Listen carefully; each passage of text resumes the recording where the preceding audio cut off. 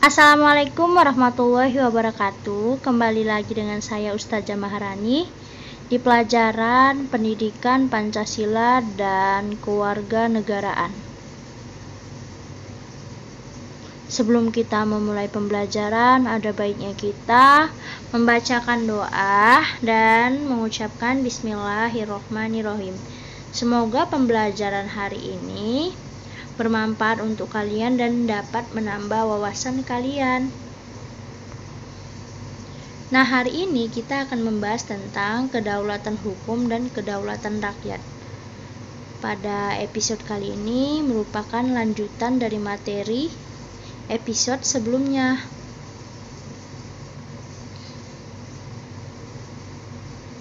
Nah, yang pertama kita akan membahas tentang kedaulatan hukum.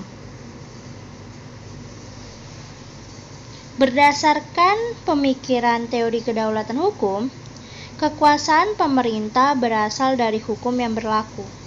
Hukumlah, baik tertulis maupun tidak tertulis, yang membimbing kekuasaan pemerintah.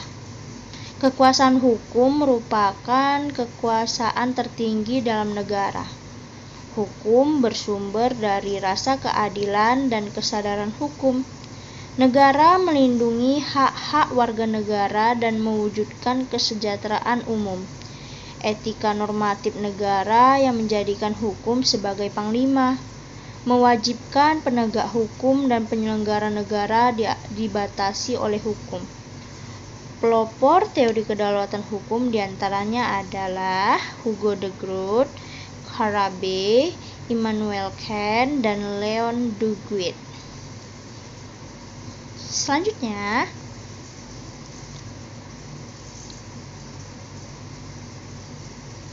teori kedaulatan rakyat. Teori kedaulatan rakyat beranggapan bahwa rakyat merupakan kesatuan yang dibentuk oleh suatu perjanjian masyarakat. Kemudian, sebagai pemegang kekuasaan tertinggi, rakyat memberikan sebagian kekuasaannya kepada penguasa yang dipilih oleh rakyat dan penguasa tersebut harus melindungi hak-hak rakyat. Tokoh yang mengemukakan teori ini adalah Montesquieu tahun 1688 hingga 1755 dan J.J. Rousseau tahun 1712 hingga 1778.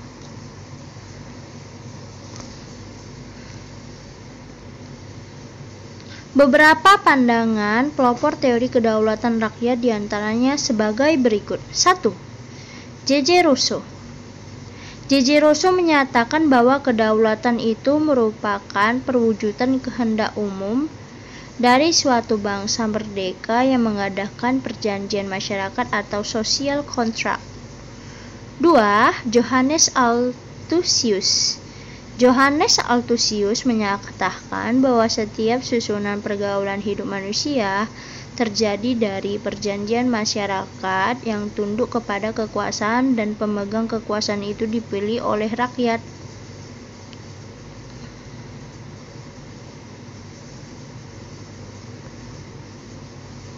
Ketiga, John Locke.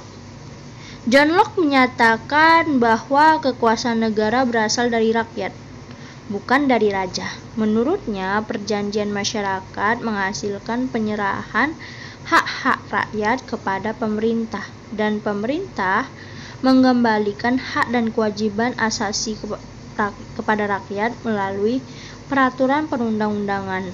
John Locke menyimpulkan bahwa terbentuknya negara melalui Pactum Unitionis, yaitu perjanjian negara, perjanjian antar individu untuk membentuk suatu negara. 2. Factum subjectionis, yaitu perjanjian antara individu dan wadah atau negara untuk memberikan kewenangan atau mandat kepada negara berdasarkan konstitusi atau undang-undang dasar.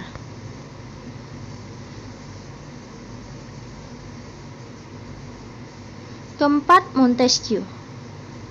Montesquieu, seorang ahli dari Prancis, berpendapat bahwa agar kekuasaan dalam suatu negara tidak berpusat pada seseorang, Kekuasaan dalam suatu negara dibagi ke dalam 3 kekuasaan yang terpisah, atau spirit of power. Pemegang kekuasaan yang satu tidak mempengaruhi dan tidak ikut campur tangan terhadap kekuasaan lainnya.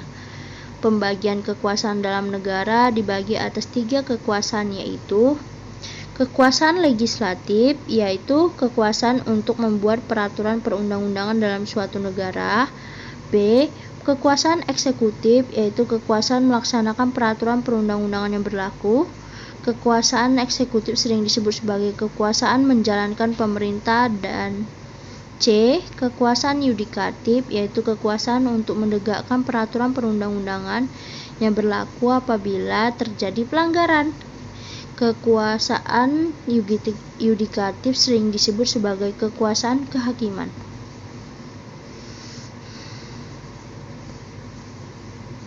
Nah, itulah hasil dari pembelajaran kita. Di sini ada tugas. Yang pertama, jelaskan secara singkat perbedaan antara kedaulatan hukum dan kedaulatan rakyat menurut pendapat kamu.